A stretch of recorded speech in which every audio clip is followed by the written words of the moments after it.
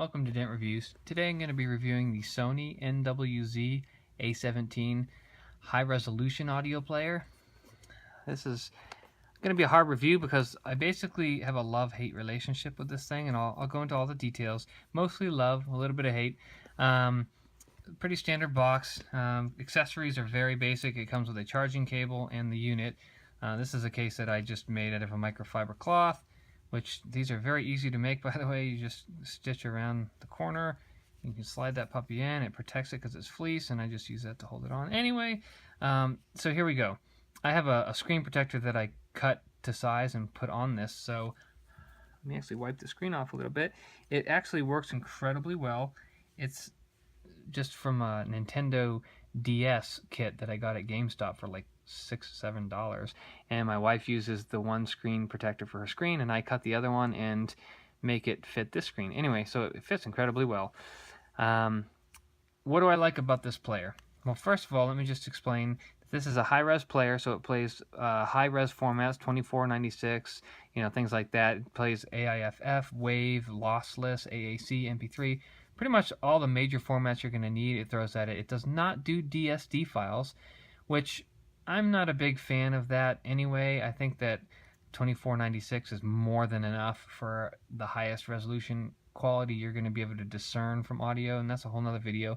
But needless to say, this model does not do the DSD. This one comes in at around $300. So for the price, it's an excellent player, and I'll tell you why. But there are a couple flaws. It's very, very compact. Ergonomically, whatever. It's interesting. I feel like the way it fits in your hand, the controls should be touchscreen.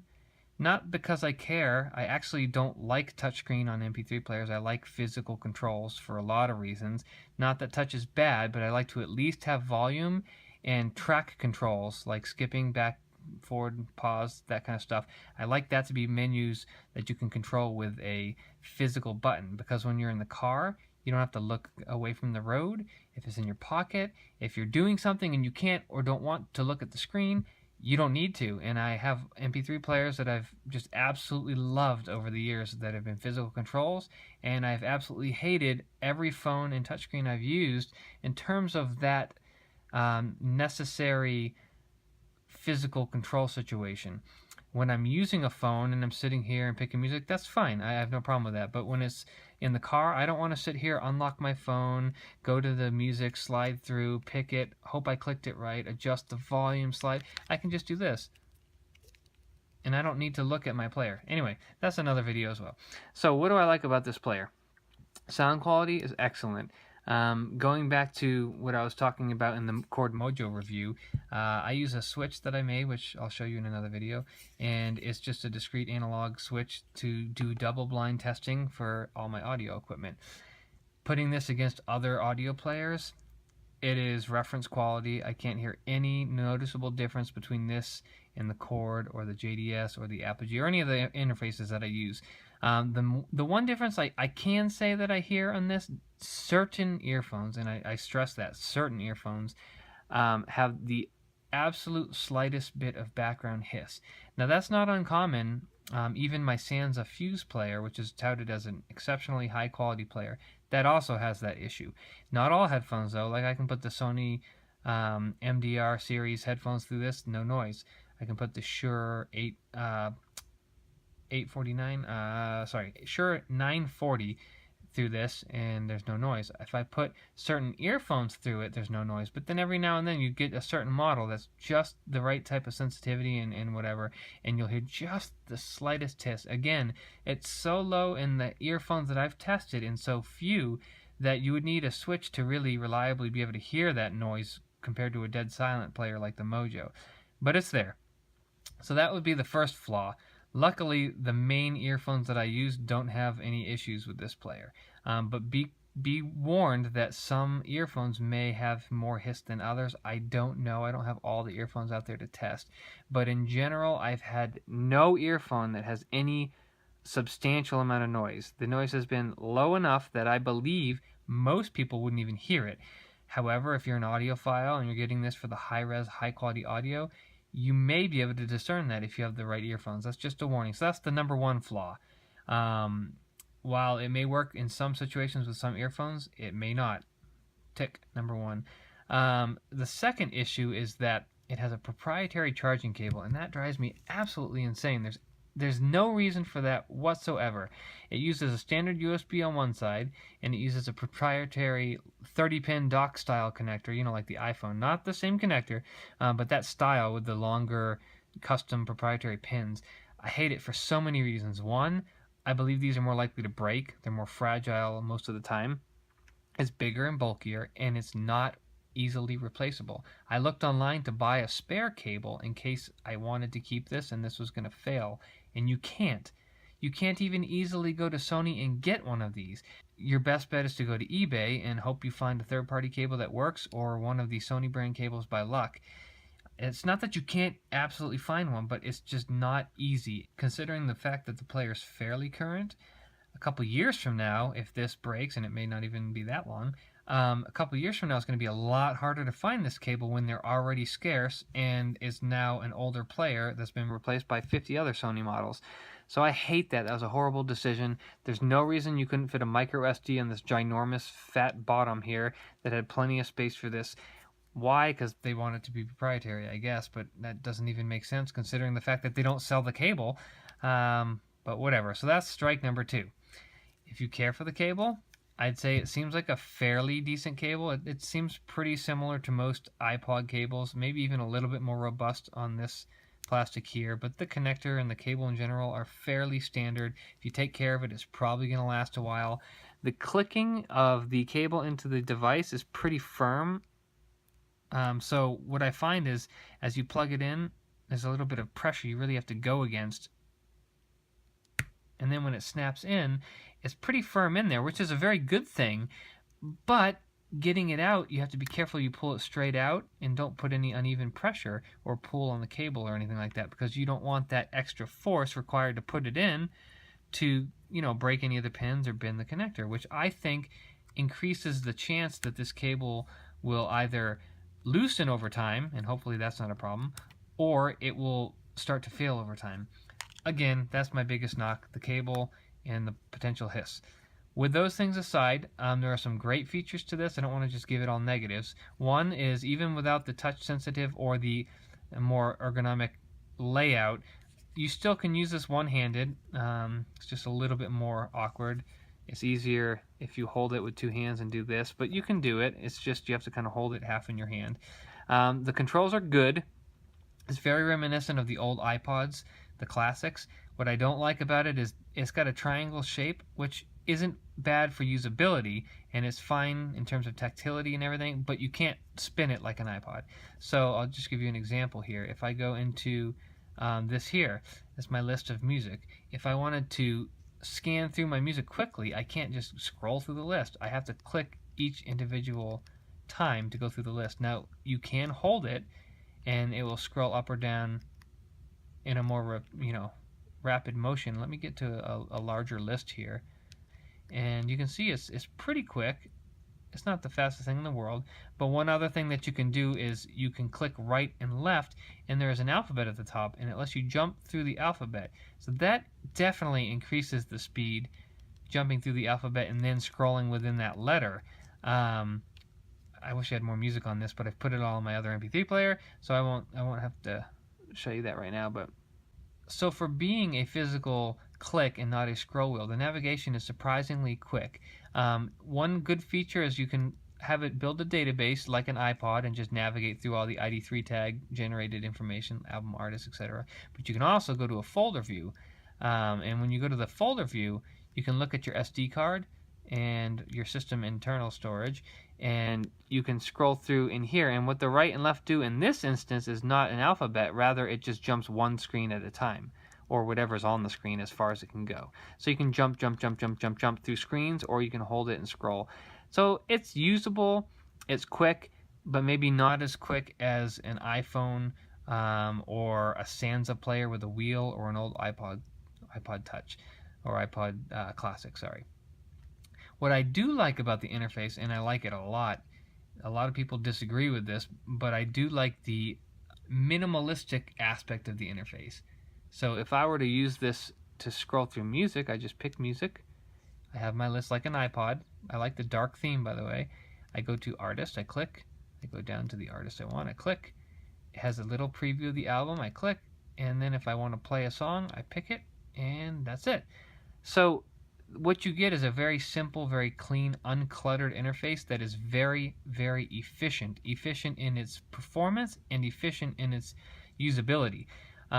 Here you have the track title, you have the artist name, and you have the album name.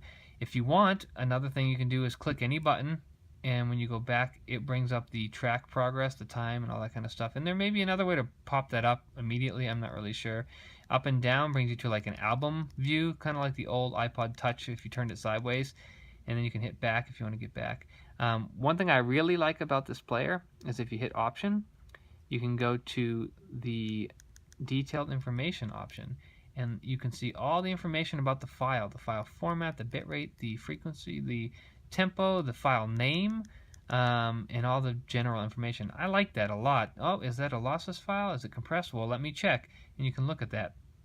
And there's a lot of other options in here too, which I'll go into in a minute. But just to get over the basics real quick, it's got the play controls on the top, play, pause, what you're listening to, what you're doing, your clock, your album art, and then the battery icon. The battery icon is essentially 4 or so like slashed marks that go kind of like an iPod or an iPhone, just kind of each chunk disappears as the battery gets low.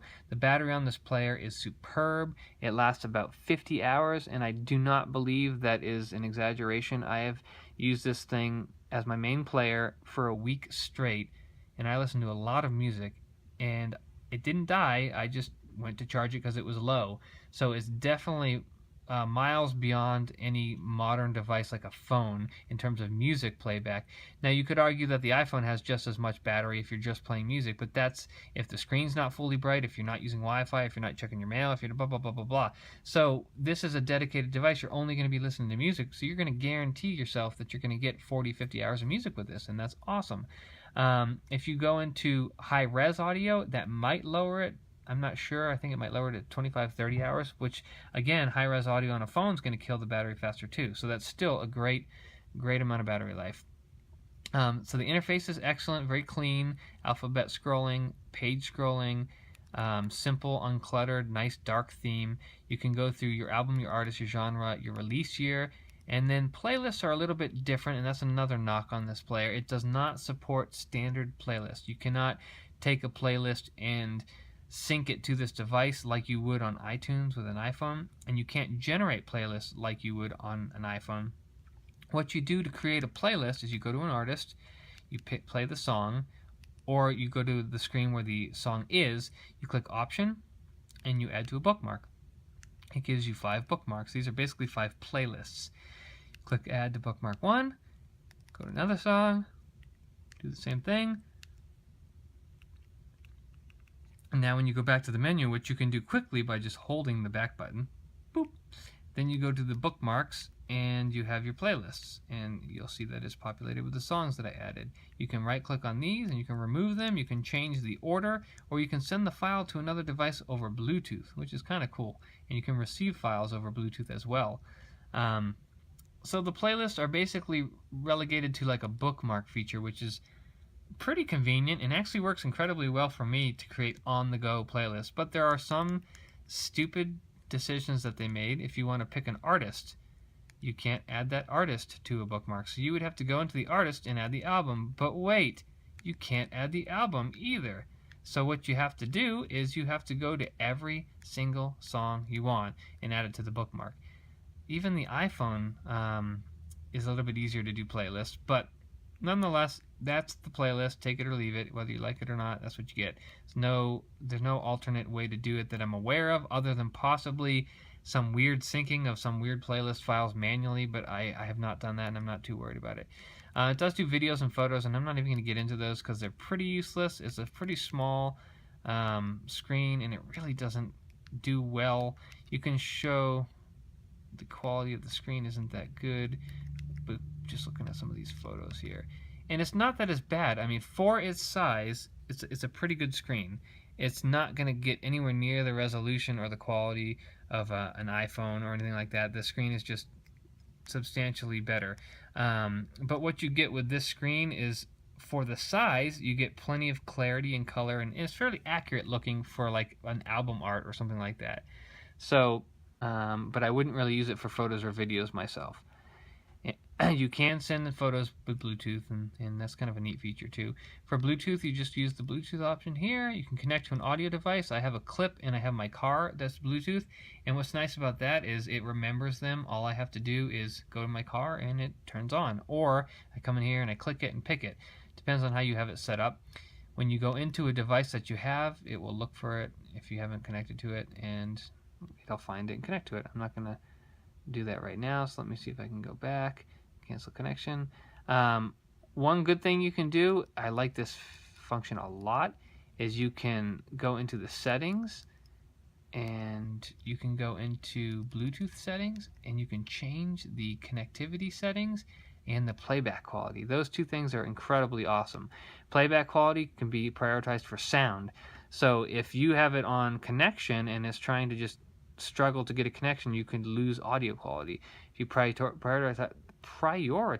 the sound quality, it does whatever buffering it needs to do, and it just gives you the best audio quality as long as you have a decent signal.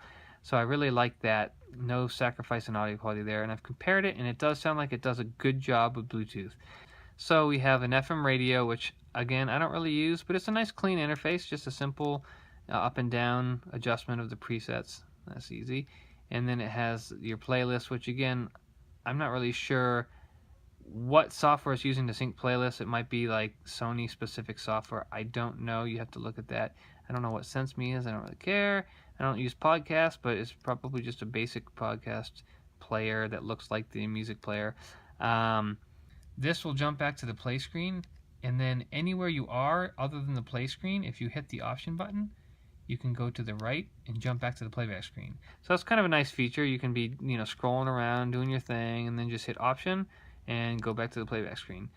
And it's a very simple context menu that, depending on where you are, you get extra options to either add to bookmark, go to playback screen, or to search. The search is kind of stupid. When you search for something, all you're doing is jumping back to the main submenu of artist, genre, whatever. It's not actually a search. There's no indexed function that lets you search by title or anything like that. It's just scrolling through like you normally would here. What else?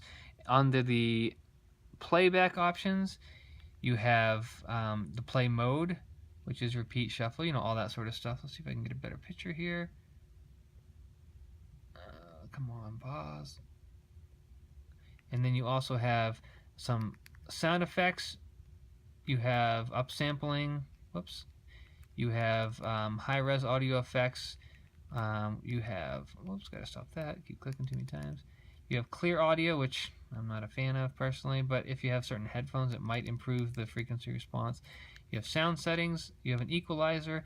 You have some presets, and what I do like about this is even if you don't select a preset, and you can't hear this, but as you cycle through the presets, it will give you that preset immediately in real time. Listening to it, you'll be able to hear what it sounds like, and then if you want it, you pick it. If you don't, you just hit back, and it's back to none.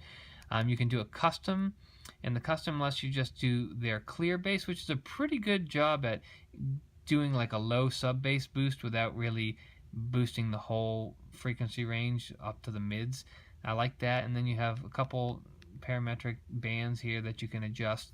Not super precise in terms of EQ, but they did select a good set of bands, and it does a good job of retaining a smooth response with the adjustments. So I think it's an excellent EQ for a simple EQ. I just wish they had a parametric EQ. I realize it would be a lot more complex, but to be able to jump in and pick the frequency and pick the width and the gain, that would be absolutely amazing. Even if it was only a 5-band, that would just be amazing. What else you got? You got karaoke, and I don't really use any of these features, but I'm thinking that it basically removes the vocal from songs if it's possible, maybe. I'm not sure. And then you have, let's see, the speed control, so you can speed it up, and that's pretty cool if you want to do that, I guess. And then you have the lyrics displays, detailed information I showed you, and set an alarm song, which allows you to wake up to a song. and then you can send a file and add a bookmark. So those are the main options. A couple things to note: the interface is awesome, but there are a few catches, like everything. The first catch is your SD card.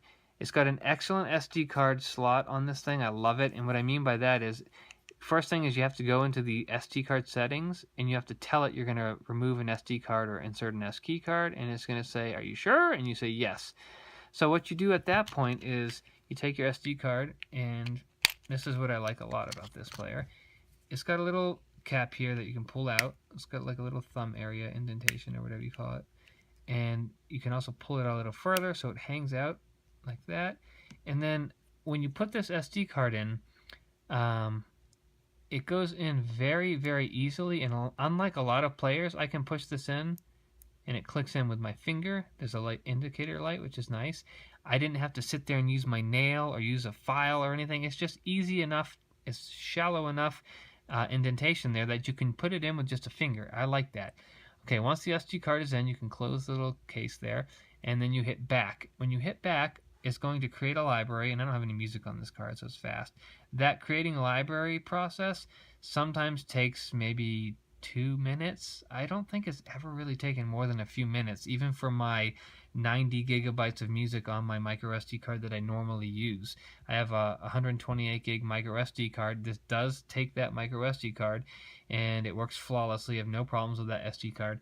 It takes a couple minutes to build the database. When it's done, it basically does two things. One, it will add the information of all your music into the general search here, so you can find it, with all your music as you're going through the library, I guess you'd call it. And it also creates a section in the folder under your SD card that allows you to just browse it as if it were a file system, just like if I was going to pick system storage and go through your sorted music. So the issue with that is this. First, it's not integrated. So you'll see that the test music folder here is in the internal storage.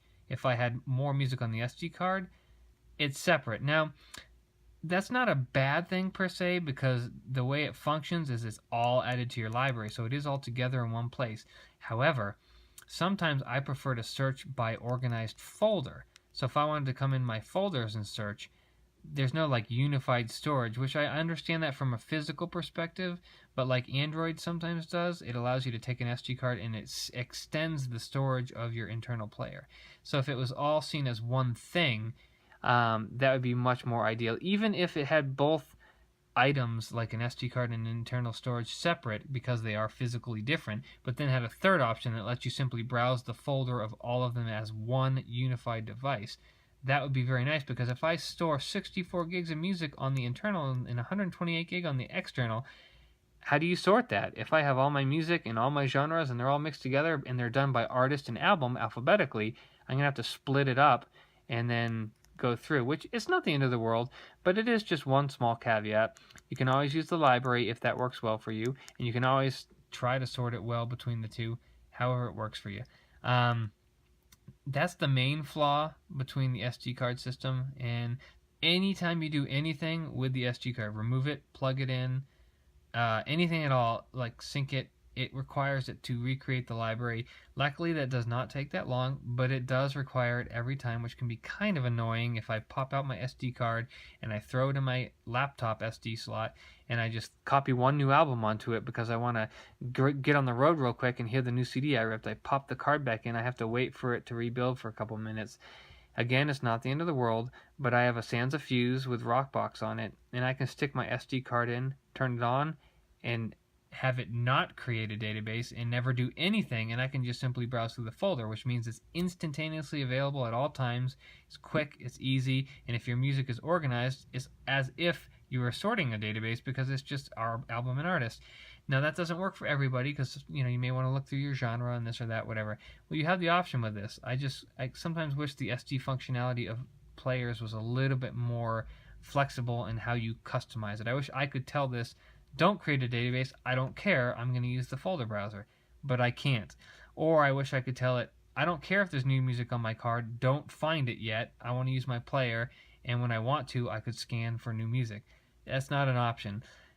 Given that that's not an option, it's still a very flexible player in the sense that it does merge all your storage into one library, and the functionality of syncing and things like that is very simple because all you do is put music on a folder and it's done. So it may not be perfect, but it works really well. I'm probably blabbing way too much about this, but I'm just trying to give you a very thorough, detailed explanation of everything. The physical controls on this are pretty simple. There's 2 buttons. You'll see 4 words, but all it is option, and if you hold option, it does the power off. Back, and if you hold back, it goes to the home screen. So it's just a multi-function button. Your volume knocker is it's kind of like 2 buttons joined into one physical piece. It's shaped so that you can feel a button on the volume up, and then the volume down is raised at the end. So it's pretty easy to do it in the dark and not have to look at it or anything. These are also fairly easy to feel because you can feel where the edges are, so you can use that. And there's also a button that you can feel on the play, so it makes it a little bit easier to jump to the play real quick. The whole button feels pretty good. It is plastic, as are all the buttons, and most of the case, if not all of it's plastic. This is rubber, and it's just fits in there by pressure. It seems pretty good. I mean, these things over time sometimes start to not seal properly, but it seems like it's at least decent. The whole button has some texture to it with some 3 like knobs, and you just push it up to hold and you push it down to unhold. One caveat, and I hate this about the hold button, and just there's like a lot of things I hate about this, but again, overall it's a good player. If you put it on hold, you see the hold at the top, and it will go to sleep in a second. Okay, it said power off, it's asleep, it's on hold. You would expect that to be a feature that allows you to lock it and save battery. If you hit any button, guess what? It wakes up. Hey, I'm on hold, look at me. No, duh. Obviously you're on hold. I don't need to see that when you're in my pocket and I accidentally hit the volume button or the play button or any other numerous buttons on this thing. So what happens, and I have had this happen even in my fancy little case that I made here, it's very easy to have things in your pocket hitting the buttons and it comes on. So I have noticed 1 or 2 times I had it in my bag and I came and the battery was dead, and I was like, why is the battery dead? And then I realized one time I pulled it out and it was on even though it was on hold, and I said, oh, okay, these buttons must be being pressed. So it is possible for that hold button to not prevent your battery from being drained unnecessarily.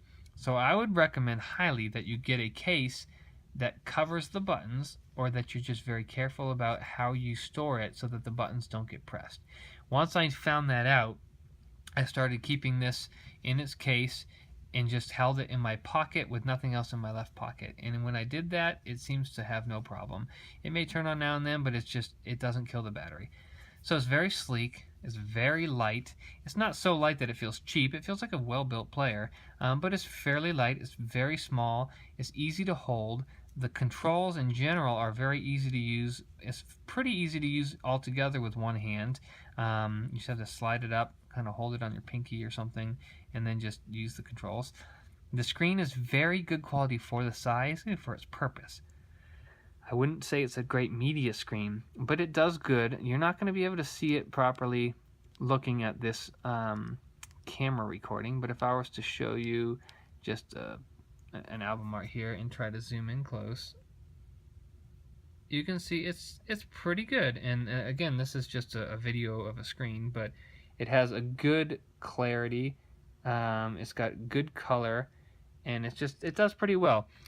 If you look really close, you can see the pixels, like a lot of screens, honestly, but it does a good job. I love the interface, superb sound quality, love the physical controls. I don't like the hold button. I don't like the fact that you might lose battery because of that. I don't like some of the interface features that I talked about.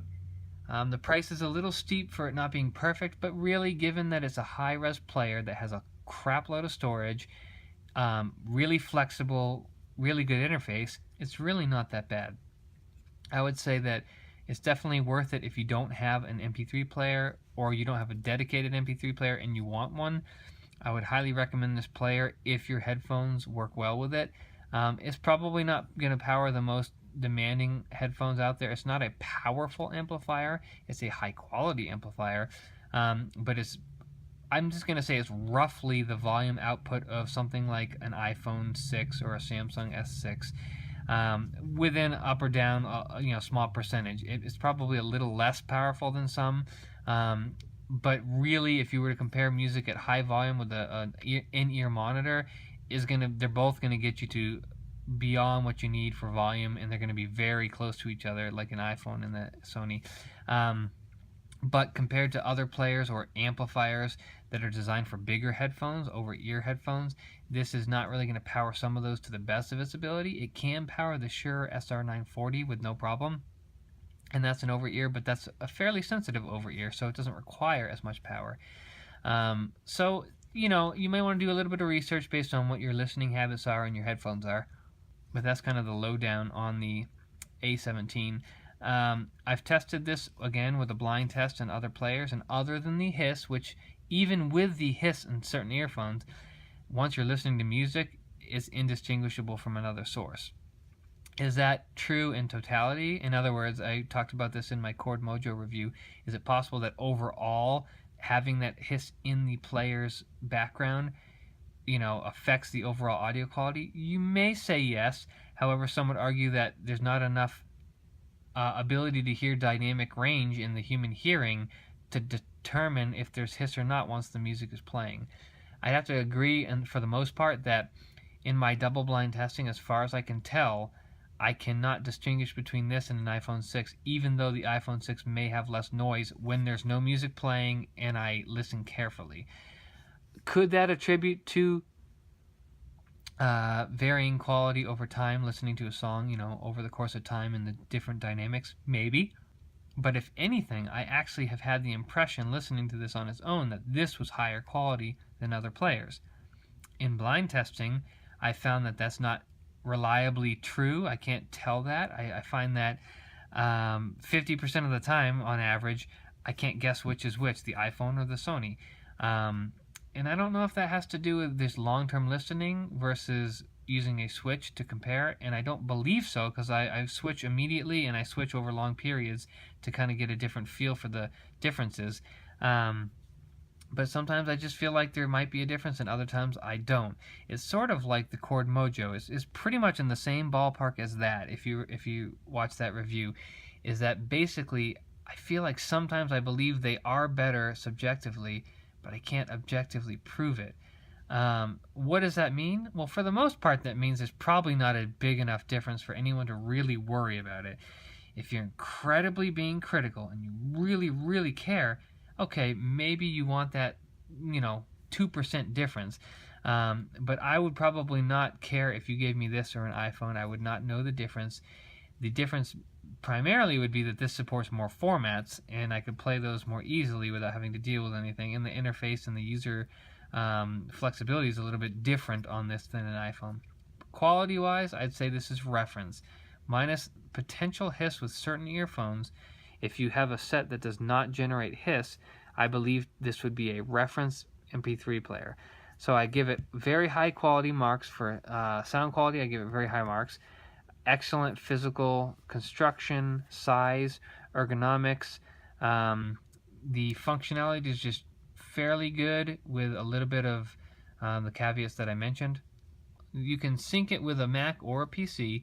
You have to use this proprietary cable. With the Mac, it doesn't require any special drivers, but there is a software that allows you to sync with a couple extra features, like a scan sync that will check a folder on the Mac, and if there's new music added to the folder, it will then sync it to this. So it's kind of nice. It's similar to iTunes when you plug in your phone and it auto syncs. You cannot use iTunes though. You have to either drag tracks from iTunes into this, or you have to use the sync program that it comes with to sync a folder. But what I actually do myself is I simply put files on an SD card. Simple, pop it in the computer, Windows, Mac, doesn't matter. Put the files in folders, stick the card in the player, and you're done. You don't need any syncing. And then I can just back up my SD card if I'm worried about my music. So I think for syncing, I like that. That's my preferred method of syncing. iTunes is great. You can use smart playlists with an iPhone, and it can make certain things easy. But I've also had my share of headaches with iTunes. So the simplicity and flexibility of using an SD card and the internal storage as a mounted drive, which just shows up as a mounted folder, that is just substantial, and I really like that functionality. However, I use that same functionality in my Sansa Fuse. So there's not much this offers over the Fuse, except maybe the interface is nice and the album art is nice and just the stability is nice, the form factor, things like that. But sound quality, flexibility with the micro SD is pretty much on par with the Sansa Fuse. I'm trying to think of everything I can. There's not really that much more I can think of. If you have any questions, feel free to ask me. If any interface questions or usability questions or anything like that, and I'll go and try to answer all your questions as soon as I can. And thank you very much for watching.